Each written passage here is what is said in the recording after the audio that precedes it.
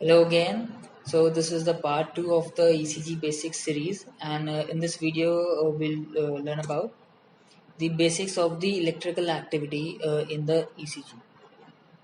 अब इसके लिए हमें इससे पहले एक चीज़ समझने की ज़रूरत है कि जो ECG लीड्स होती हैं वो बेसिकली गैल्वेनोमीटर का काम करते हैं। गैल्वेनोमीटर क्या होता है? गैल्वेनोमीटर करंट को डिटेक्ट करने के काम आता है। अब आप उसमें अब बेसिक ये है कि अगर आप जो गैल्वेनोमीटर का पॉजिटिव पोल है, अगर उसकी तरफ पॉजिटिव आयंस आएंगे तो पॉजिटिव डिफ्लेक्शन आएगा, या फिर अगर उससे अवे नेगेटिव आयंस जाएंगे तो पॉजिटिव डिफ्लेक्शन आएगा।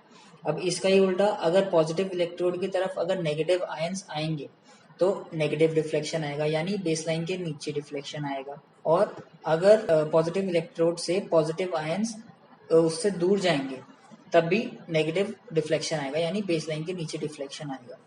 अब हम इसमें समझते हैं कि इसमें क्या हो रहा है। इसमें डीपोलराइजेशन ऑफ वेंट्रिकल को शो किया हुआ है। इसमें क्या है कि movement of positive ions inside the cells. अब जो डीपोलराइजेशन का जो वेव है वो एंडोकार्डियम से एपिकार्डियम की तरफ ट्रैवल करता है। एंडोकार्डियम से एपिकार्डियम की तरफ ट्रैवल करता है। This is the cavity of the heart and the depolarisation wave is starting from the endocardium towards the epicardium. अब जो डीपोलराइजेशन है वो that is the movement of positive ions. अब ये हमारा मान लीजिए गैल्वेनोमीटर है which is basically the lead. इसका पॉजिटिव इलेक्ट्रोड हमने चेस्ट वॉल पे लगा दिया है। अब इसकी तरफ अगर पॉजिटिव आयंस आएंगे तो पॉजिटिव रिफ्लेक्शन आएगा which is seen by the positive QRS complex. अब रिपोलराइजेशन में क्या हो रहा है? Negative ions they are going from epicardium to the endocardium.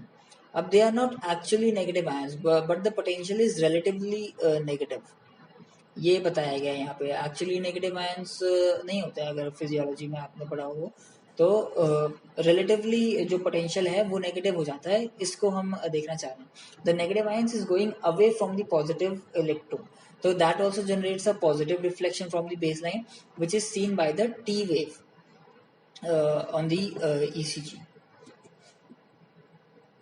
अब नॉर्मली क्या होता है? The last part to depolarize is the first part to repolarise.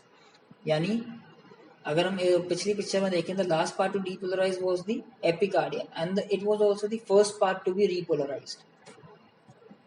तो इसके कारण क्या होता है कि action potential duration of the epicardial cells is shorter than the endocardium. अब if in normal depolarization QRS and T will be in the same direction. जैसे कि हमने पिछली डायग्राम में देखा, the QRS and T waves are in the same direction, that is above the baseline. दोनों positive deflection show कर रहे थे। अब दूसरे इसमें ये हो गया हमारा नॉर्मल डीपोलराइजेशन का।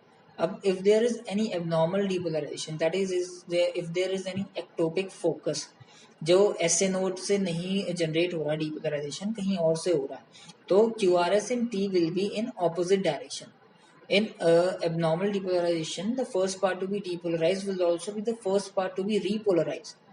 अब हम इसको फिगर में देखते हैं क्या कहना चाह रहे हैं। ये है हमारा एंडोकार्डियम, ये है हमारा एपिकार्डियम। अब ये it is not a normal depolarisation, it is an abnormal depolarisation.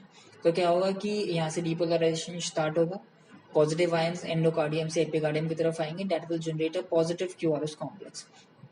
But अब जो रिपोलराइजेशन है वो एपिकार्डियम से एंडोकार्डियम की तरफ नहीं है, वो एंडोकार्डियम से ही एपिकार्डियम की तरफ है।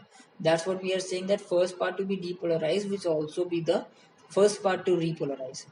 अब ये negative ions again that is relatively negative.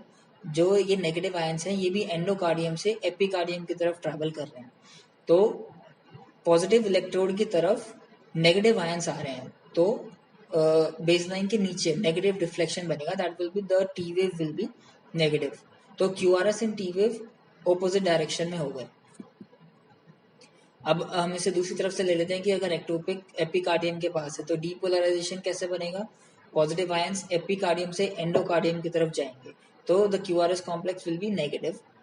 और रिपोलराइजेशन के यानी नेगेटिव आयंस पॉजिटिव इलेक्ट्रोड से अवे जाएंगे तो एक पॉजिटिव डिफ्लेक्शन बनेगा, तो the T wave will be positive. But again QRS and T wave are in opposite direction, so it is an abnormal depolarization. Thank you for watching.